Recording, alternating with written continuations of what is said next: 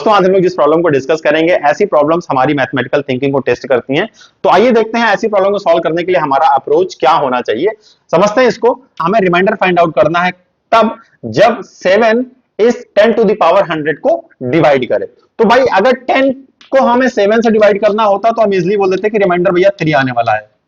ठीक है, यहां तक तो कोई प्रॉब्लम नहीं थी, बट प्रॉब्लम इसलिए हो गई कि भैया 10 टू द पावर 100 है। ठीक है, अब हम क्या करेंगे, देखिए बड़ा ही सिंपल है। हमने सबसे पहले इसको लिखा 7 into 1 plus 3 to the power 100। अब हमें यह पता है कि इस वाले टर्म को 7 से कोई दिक्कत नहीं होने वाली है, तो हमारे पास जो प्रॉब्लमेटिक है वो 3 है।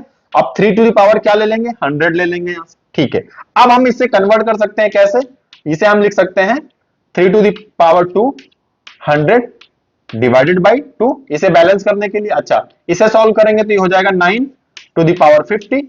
ठीक, यहां तक की कहानी समझ में आई। इस 9 को हम कुछ ऐसा लिख सकते हैं क्या, 7 इंटू 1 प्लस 2। ठीक है, कोई प्रॉब्लम नहीं है, इसकी पावर 50 है। अब हमने देखा इस वाले टर्म को हम 7 से डिवाइड करेंगे तो इसको कोई प्रॉब्लम नहीं होगी, प्रॉब्लमेटिक हमारे लिए 2 है, तो इसको हमने लिख लिया 2 टू द पावर 50। ठीक, अब हमें इसको ऐसा करना है कि ये नियर बाई 7 के आसपास कोई एक नंबर आ जाए, थोड़ा सा बड़ा हो, बस 7 से थोड़ा सा बड़ा हो।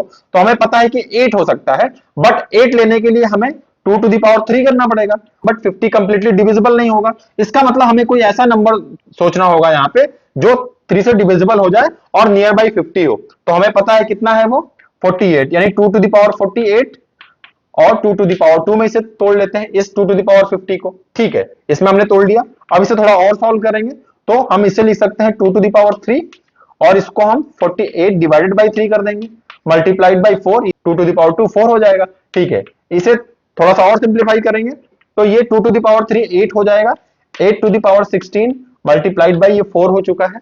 ठीक, ये भी समझ में आता है। अच्छा, थोड़ा इसे और सॉल्व करेंगे तो 8 को हम लिख सकते हैं 7 into 1 plus 1 to the power 16 multiplied by 4। बस यहीं तक हमें इस कहानी को लेकर आना था। 7 मल्टीप्लाइड बाई 1, इसको 7 से कोई प्रॉब्लम नहीं है, केवल यहां 1 बच रहा है। इसका मतलब कि अब हमारे पास जो बच रहा है 1 to the power 16 multiplied by 4। इसका मतलब कि हमारे पास जो फाइनल आ गया वो ये आ गया 4। इसका मतलब कि अब हम अगर इसे डिवाइड करेंगे 7 से तो जो रिमाइंडर आएगा वो आ जाएगा 4। क्या आ जाएगा, 4। यही हमारा आंसर है।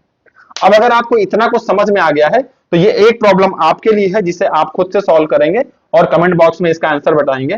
10 to the power 100 plus 100 to the power 10 को अगर हम 7 से डिवाइड करेंगे तो आपको बताना है कि रिमाइंडर क्या आएगा। उम्मीद करता हूं कि कॉन्सेप्ट आपको समझ में आया होगा।